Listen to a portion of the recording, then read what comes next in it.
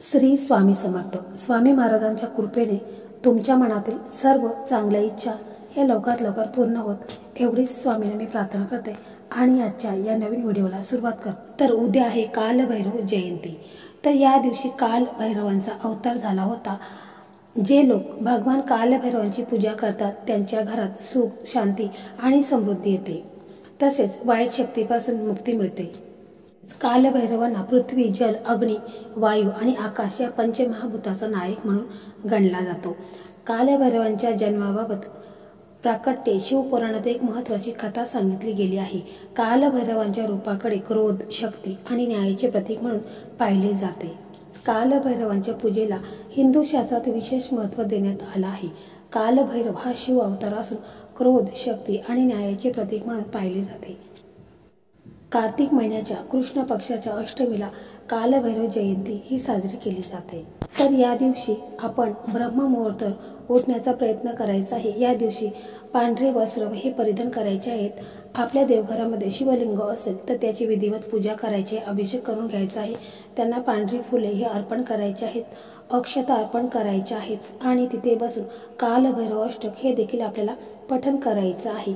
तुमच्या जवळपास कुठे मंदिर असेल तर तिथे देखील तुम्ही जायचं आहे आणि आपल्या देवघरामध्ये तुम्हाला एक मोहरीच्या तेलाचा दिवा लावायचा आहे. तर प्रत्येक व्यक्तीला आपल्या जीवनामध्ये सुख समृद्धी असावी असे वाटत असते, कोणत्याही गोष्टीची कमतरता असू नये. तसेच आपल्याला प्रत्येक कामामध्ये यश मिळावे असे वाटत असते. त्यासाठी आपण खूप कष्ट करीत असतो, परंतु काही वेळेस आपल्या कठोर परिश्रम घेऊन देखील त्या कामामध्ये आपल्याला सफलताही प्राप्त होत नाही. अनेक अडचणी, संकटे हे वारंवार आपल्यावर येत असतात. आपले कोणतेही काम हे व्यवस्थित पार पडत नाही. तसेच आपण सुखी जीवनाचा आनंद देखील आपल्याला घेता येत नाही.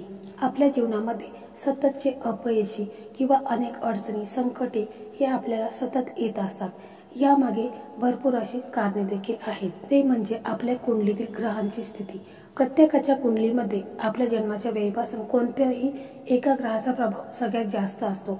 जर दुसऱ्या ग्रहाबरोबर युती करून कधी शुभ तर कधी अशुभ आपल्या जीवनामध्ये निर्माण करू शकतो.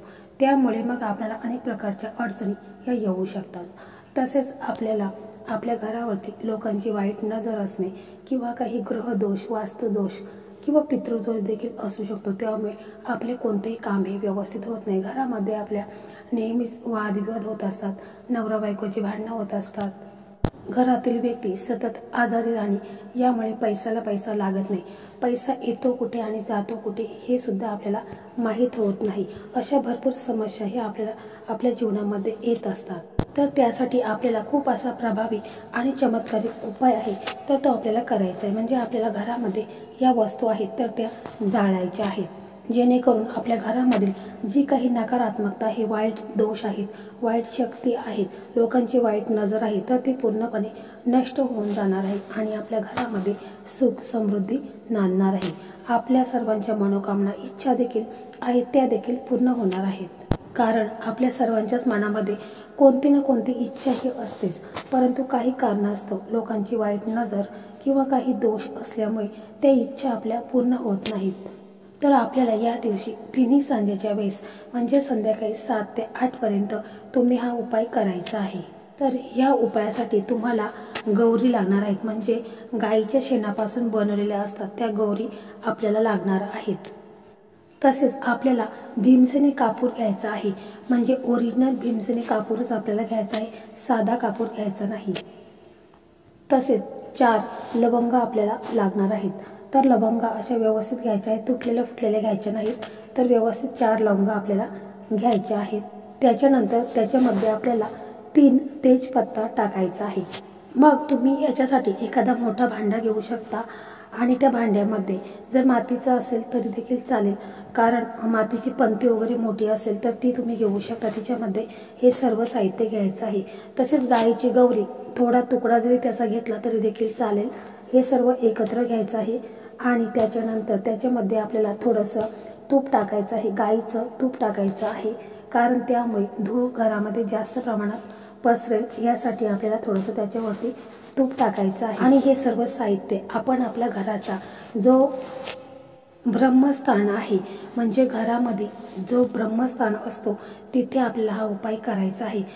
किंवा जर तुमचं घर छोटं असेल तर मग तुम्ही देवघरासमोर केला उपाय तरी देखील चालेल, किंवा तुमचा हॉल असेल तर हॉलच्या मधोमध हा उपाय करायचा आहे, किंवा किचनमध्ये हा उपाय आपल्याला एकदम मधोमध करायचा आहे, किंवा तुम्ही उंबरठ्यावरती देखील हा उपाय करू शकता।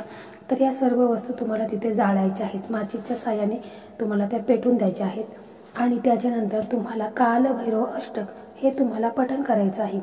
जर तुम्हाला पठण करणे शक्य नसेल तर तुम्ही यूट्यूबवरती मोबाईल लावून द्यायचा आहे आणि कालभैरव अष्टक हे चालू ठेवायचं आहे, किंवा तुम्ही ओम कालभैरव नाथाय नमः हा मंत्र त्याच्यानंतर हा जो धूर होईल तो धूर तुम्हाला संपूर्ण घरामध्ये फिरवायचा आहे।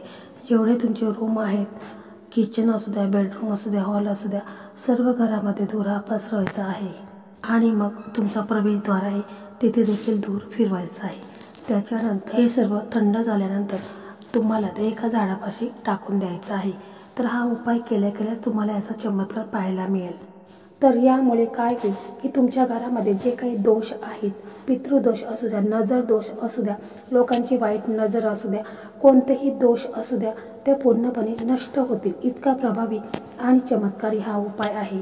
तसेच हा उपाय आहे तर हा तुम्ही प्रत्येक अमावस्या, पौर्णिमा, चतुर्थी या दिवशी केला तरी देखील चालेल। फक्त हा उपाय तुम्ही करून बघा। तुमच्या घरामध्ये जे काही वादविवाद होत असतात, जे काही तुमच्याकडे पैसा टिकत नाही, भरपूर ज्या काही समस्या आहेत तर त्या दूर होण्यास मदत होईल। तर मंडळी, अशा प्रकारे आजचा हा व्हिडिओ होता। हा व्हिडिओ तुम्हाला कसा वाटला कमेंटमध्ये नक्की सांगा। व्हिडिओ आवडला तर व्हिडिओला लाईक करा, शेअर करा आणि चॅनलला सबस्क्राईब करा। धन्यवाद।